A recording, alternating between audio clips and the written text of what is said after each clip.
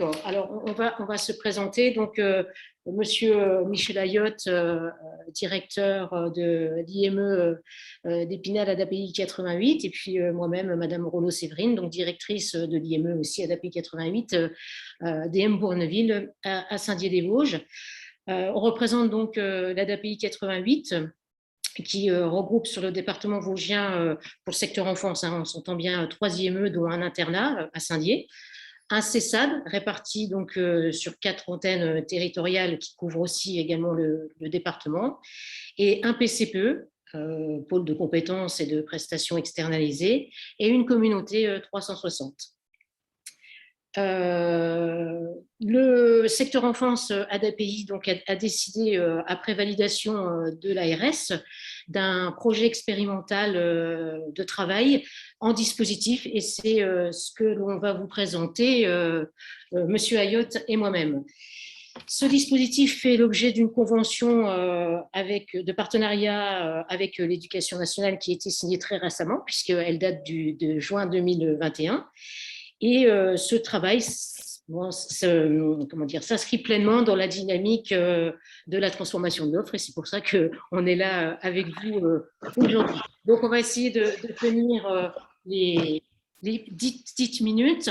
Donc, moi, je vais vous présenter, pour vous expliquer un tout petit peu, je vais vous présenter brièvement les objectifs du DIAM. Et ensuite, mon collègue, M. Ayotte, rentrera un petit peu plus dans les détails et il vous expliquera nos 3 niveaux d'intervention. Voilà. Alors, le dispositif DIAM, je vais déjà peut-être vous dire ce que veut dire DIAM, un dispositif inclusif d'accompagnement médico-éducatif. Et donc, ce dispositif s'inscrit pleinement dans la logique de réponse accompagnée pour tous, ça a été dit à plusieurs reprises ce matin, et dans une démarche d'accompagnement global sur un territoire. En fait, ce dispositif entend favoriser finalement le passage de l'intégration individuelle et collective à l'éducation inclusive. L'objectif général du DIAM, donc, c'est de favoriser la souplesse, l'adaptabilité du parcours de la personne, et c'est apporter finalement une réponse individualisée aux besoins de chacun en s'inscrivant dans une logique d'inclusion et de territoire. Les objectifs, favoriser les situations d'éducation et de scolarisation inclusive, on reprend un petit peu ce qui a été dit ce matin, limiter les situations de crise et de rupture, favoriser une meilleure fluidité de parcours de la personne accompagnée, bien évidemment, permettre une meilleure adaptation aux besoins de la personne accompagnée, multiplier les accompagnements inclusifs, devenir appui ressources pour les partenaires du territoire, diversifier la nature des réponses d'accompagnement, et enfin, évaluer régulièrement et qualitativement les besoins des jeunes. Voilà pour les objectifs. Je vous l'ai dit dans mon introduction, donc là, nous avons signé une convention de partenariat avec l'Éducation nationale le 16 juin 2021. Le dispositif, on a commencé à y réfléchir. Alors moi, j'étais encore pas arrivée, je n'étais pas directrice, mais depuis 2018. Voilà, depuis 2018. Donc vous voyez que c'est quelque chose qui avance lentement, mais on va dire sûrement, en tout cas on espère. Je vais donc laisser maintenant la parole à Monsieur Ayotte, mon collègue, qui va vous expliquer un petit peu l'opérationnel de ce dispositif et les 3 niveaux d'intervention. Bien, bonjour. Donc, le dispositif, on l'a décliné en 3 niveaux d'intervention. Le premier niveau sur lequel on va s'arrêter un peu plus longtemps, parce que c'est à cet endroit-là que l'innovation et les transformations sont les plus importantes. On attachera aussi un peu plus d'intérêt sur le niveau 3, on y reviendra tout à l'heure. Le niveau 1 est un niveau d'intervention qui se situe bien évidemment à chaque sollicitation dès lors qu'il y a une notification, mais là où il y a de l'innovation aussi, on souhaite et on commence à intervenir avant notification, dans le but de préparer la meilleure réponse possible après donc identification des besoins, avec donc tout un travail de recueil d'informations. Et ce recueil d'informations, il passe par la rencontre avec bien évidemment les enfants, leurs familles, l'ensemble des partenaires qui interviennent déjà dans le contexte, on peut bien évidemment, à cette période-là de l'intervention, entendre et surtout prendre en compte ce qui a été évoqué ce matin, les aspirations, les souhaits des personnes et de leurs familles. Donc, connaître ces jeunes, connaître leurs besoins, connaître les réponses qui ont déjà été mises en place et se proposer sur une modalité d'intervention qui peut être celle qui va d'un simple ou complexe appui ressources, définir des prestations qui vont être en lien avec des besoins identifiés et donc intervenir soit on l'a dit tout à l'heure, avant notification ou après notification.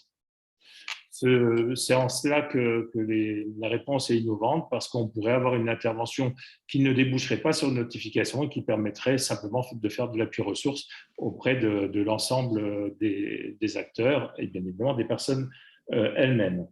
Donc, recueil d'informations, observation, évaluation, appui ressources, niveau 1 d'intervention du dispositif.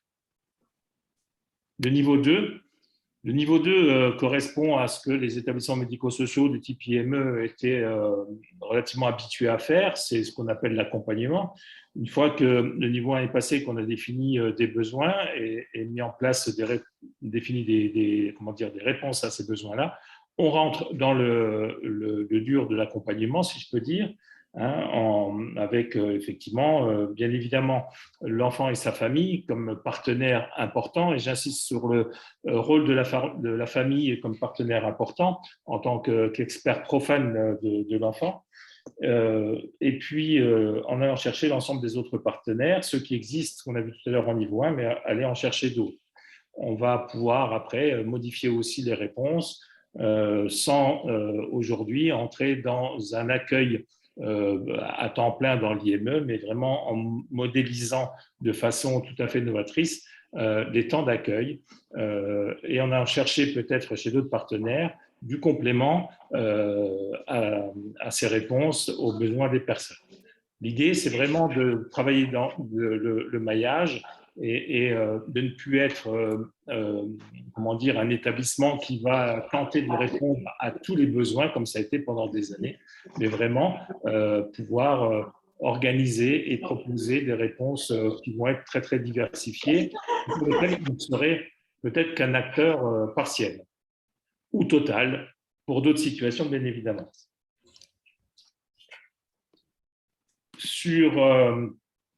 Bien évidemment, avant de parler du niveau 2, on était peut-être un peu vite, il faut bien évidemment reparler du lien important avec des partenaires que sont l'éducation nationale. Ma collègue a parlé de la convention signée dernièrement avec le DAZEN des Vosges. Donc cette modularité, elle concerne bien évidemment aussi tout ce qui est modularité du temps de scolarisation. Et autant que possible dans les dispositifs ordinaires et proches du domicile des enfants. Ensuite, quand vous cliquez sur le lien, qu'est-ce qui se passe en fait? Je crois qu'il y a quelqu'un qui a laissé son micro ouvert. On a entendu une intervention. Merci. Alors, on va poursuivre. Bien évidemment, on parle du lien avec la MDPH. Je vous écoute. OK. Est-ce que vous pourriez fermer votre micro, s'il vous plaît? Je ne sais pas qui. Merci beaucoup. Voilà. Le lien avec la MDPH, dès lors que l'on module et qu'on apporte quelques modifications à l'accompagnement, on va… D'accord. Alors, est-ce que vous avez l'application on a quelqu'un qui parle en même temps que nous, je ne sais pas qui c'est. Elisabeth, il faut que vous coupiez votre micro. Oui, parce que là, c'est pas simple. Non. Merci, Madame Elisabeth. On va essayer de poursuivre. On parlait du lien avec la MDPH. La MDPH, effectivement, partenaire important qu'on va informer avec tout un tas de documents qu'on est en cours d'élaboration, qui sont en cours d'élaboration, effectivement, de l'évolution de la modalité des dispositifs d'accompagnement.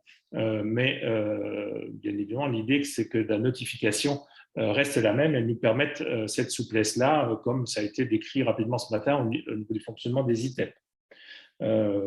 Et puis, ma foi, on a des bilans et des évaluations qui vont se réaliser régulièrement pour pouvoir proposer une prestation médico-sociale qui est nécessaire aux besoins et surtout d'agir dans une coordination active et centrée sur le parcours de l'enfant, coordination des différentes actions des différents partenaires.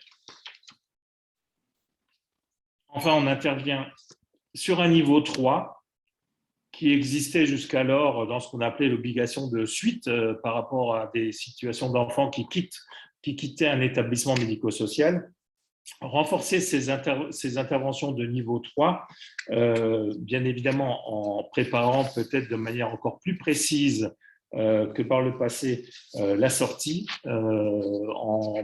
par exemple en multipliant tout ce qui est possibilité d'immersion sur des structures, par exemple d'hébergement ou sur des structures adultes, et d'essayer de sécuriser au maximum le terme, quel qu'il soit, de l'accompagnement, que ce soit une orientation ou que ce soit la fin d'un accompagnement, et de se donner des moyens d'intégrer dans le temps de travail de nos salariés du temps pour cette veille à la sortie et l'accompagnement à la sortie.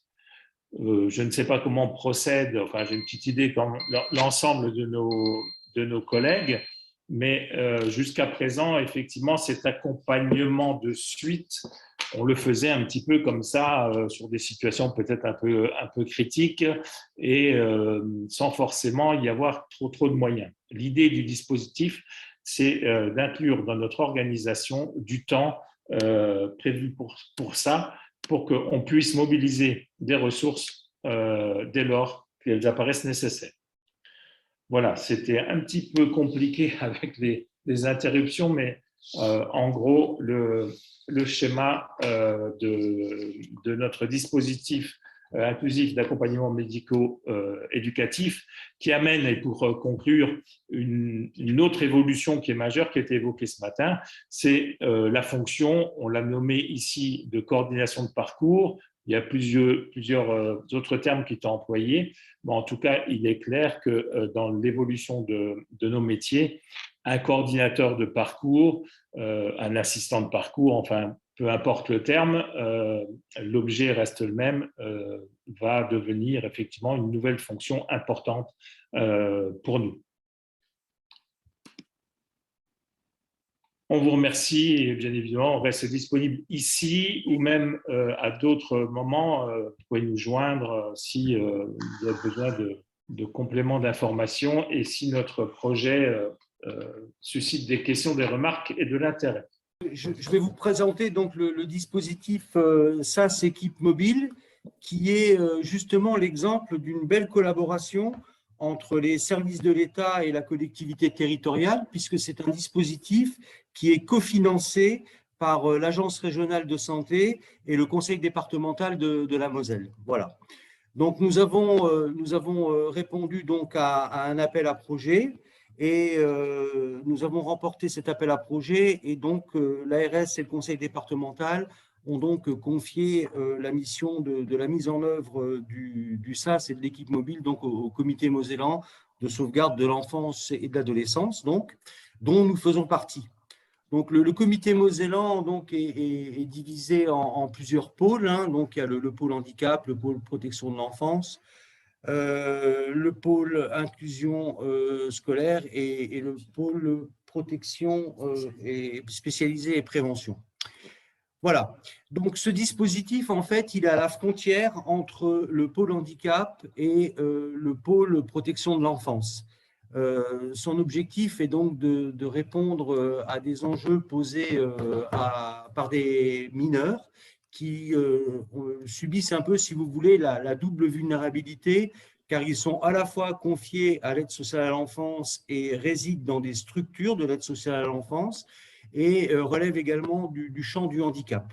Donc, l'objectif est de fluidifier le parcours et d'éviter à ces jeunes et ces jeunes adultes des ruptures pendant leur parcours et de répondre à des besoins, à leurs besoins spécifiques en matière de soins, de scolarité, de logement, et surtout d'agir de manière précoce dans leur parcours afin de faciliter effectivement leur entrée dans la vie ordinaire, en fait, pour qu'ils deviennent de véritables citoyens.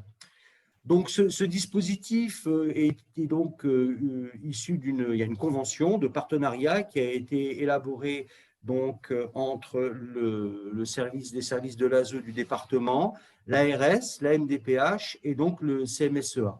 Ce dispositif, il est financé à 50% par l'ARS et à 50% par le département de la Moselle. Voilà. Donc, il se déploie sur tout le territoire mosellan, donc il est à destination de toutes les MEX, CDE et familles d'accueil où sont confiés donc des jeunes à l'aide sociale à l'enfance. Et il est copiloté par des représentants à la fois de l'ASE, à la fois de l'ARS, la présence également de la MDPH. Alors, dans son déroulement, toutes les demandes sont donc centralisées auprès d'une référente ASE de la protection de l'enfance et qui opère donc un premier traitement des demandes des jeunes qui sont concernés et qui seraient concernés par ce dispositif. Il est composé d'une équipe pluridisciplinaire avec deux grandes compétences qui sont des compétences éducatives et des compétences en matière de soins. Et le réseau, effectivement, est multi-partenarial. Donc, il y a bien un COPIL qui est mis en place et un bilan semestriel où tous les partenaires sont présents et où on travaille à partir d'indicateurs de suivi. Voilà. Alors, ce dispositif, il se divise en deux missions particulières et avec deux axes particuliers. Le premier axe est en fait la création d'un SAS, donc véritablement un lieu qui soit un lieu de répit et un lieu qui permette à des jeunes adultes jusqu'à l'âge de 21 ans et qui étaient donc en établissement style MEX ou centre départemental de l'enfance, de quitter ces structures et d'intégrer ce SAS pour qu'on puisse les remobiliser autour d'un nouveau projet. Donc, la structure est dimensionnée pour 10 jeunes majeurs en situation de handicap, donc il faut qu'ils aient une notification de la CDAPH et on va donc les remobiliser autour d'un projet et les accompagner pour les orienter à nouveau vers des dispositifs adultes qui vont répondre à leurs attentes, à leurs besoins et à leurs capacités, bien entendu.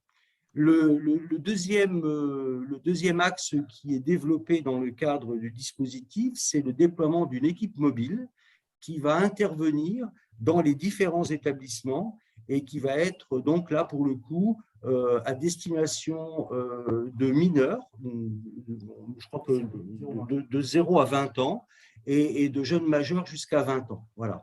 Soit donc pour des jeunes qui ont déjà une notification CDAPH, mais aussi à destination des jeunes qui n'en ont pas, mais qui pourraient éventuellement être concernés par une situation de handicap. Alors, les troubles que les publics que nous abordons ont les troubles suivants, hein, des troubles du spectre autistique, des troubles psychiques ou de la déficience intellectuelle. Et ce sont des jeunes pour lesquels les équipes qui les ont en charge actuellement sont véritablement en difficulté de prise en charge au quotidien au sein des structures. Et notre mission est d'assurer un accompagnement sur une file active à peu près de 50 jeunes par an. Voilà. Alors, au niveau du SAS, les prestations sont d'offrir à ce public un lieu adapté, un lieu de transition, afin de pouvoir donc les remobiliser.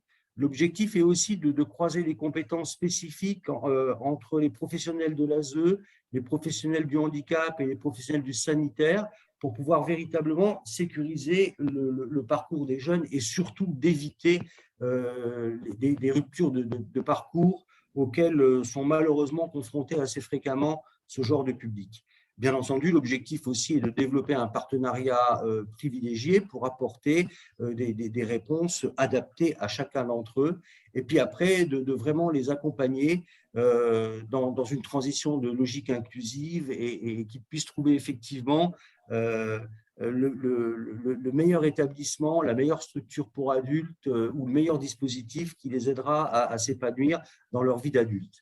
Voilà. L'équipe mobile, quant à elle, a pour objectif de conseiller et de guider les équipes de la protection de l'enfance. Alors, on n'est pas là pour les suppléer ou les remplacer, hein. On est vraiment là pour leur apporter un conseil, pour leur apporter un éclairage et une expertise sur une adaptation des meilleures modalités d'accompagnement et de prise en charge. Notre rôle aussi, comme je l'évoquais tout à l'heure, est d'améliorer en fait et d'identifier les troubles et éventuellement de proposer aux équipes la mise en place de modes d'accompagnement plus individualisés et plus personnalisés. L'objectif aussi est de contribuer à une prise en charge précoce. Dans l'idéal, si l'équipe mobile remplit complètement sa mission, le SAS n'aura peut-être plus d'utilité, puisque nous aurons trouvé une réponse avant que ces jeunes soient confrontés à une difficulté d'orientation future. Et puis, bien entendu, il s'agit d'apporter un soutien aux équipes et d'identifier clairement les besoins en formation que pourraient avoir les équipes et éventuellement de faire émerger des dynamiques d'échange, de réflexion. Et puis, c'est aussi d'accompagner les partenaires pour les aider à prendre contact avec la MDPH et éventuellement faire des demandes de notification si effectivement il y a un handicap qui est clairement identifié. Voilà. L'objectif est, bon après dans le dispositif, il s'agit véritablement de proposer un accompagnement personnalisé et qui réponde bien aux attentes de chacun des jeunes en fonction de leur projet. Bien entendu, de sécuriser leur parcours et de voir bien entendu si administrativement tout est bien en place, si on va les accompagner correctement vers la majorité. Il s'agit également pour nous de leur apporter toute notre expertise et d'apporter aussi un soutien aux professionnels de la protection de l'enfance qui n'ont pas forcément une connaissance du champ du handicap. Et c'est souvent là que les choses posent problème. Donc voilà, on est vraiment là pour leur apporter conseil, expertise et éventuellement aussi formation. Voilà. Et puis après, c'est effectivement de proposer une palette de services dans une dynamique territoriale collaborative. Il s'agit bien en fait de mettre tout le monde autour de la table, de développer de l'intelligence collective de telle façon que ces jeunes soient accompagnés de la meilleure des manières possibles. Voilà. Alors, donc, on a restructuré complètement un bâtiment qui est situé donc à Morhange. Alors, la situation de Morhange, elle a été choisie parce que Morhange est une commune qui est au centre de la Moselle et qui va permettre effectivement aux équipes… Pardon ? Monsieur Cinco, s'il vous plaît, je vais vous demander d'aller plus vers la fin de votre intervention. J'ai pratiquement fini. Un temps de questions. Très bien. Oui. Merci à vous. J'ai pratiquement fini. En fait, donc Morhange est situé vraiment au centre du département, ce qui permet effectivement à l'équipe mobile de pouvoir rayonner sur tout le département. Voilà. Ensuite, on a donc une équipe pluridisciplinaire d'une vingtaine de personnes, tous métiers confondus. Et puis, on a effectivement tout un parcours qualitatif pour pouvoir répondre le mieux possible aux missions qui nous sont données avec l'organisation et la mise en place de COPIL réguliers. Il y a un COPIL tous les semestres et il y a des réunions tous les mois avec les professionnels de l'aide sociale à l'enfance. Voilà. Donc là, sur le PowerPoint, il y a un certain nombre d'indicateurs qualitatifs et quantitatifs qui nous aideront effectivement à pouvoir permettre que ce dispositif puisse être pérenne, puisque pour l'instant, il est expérimental.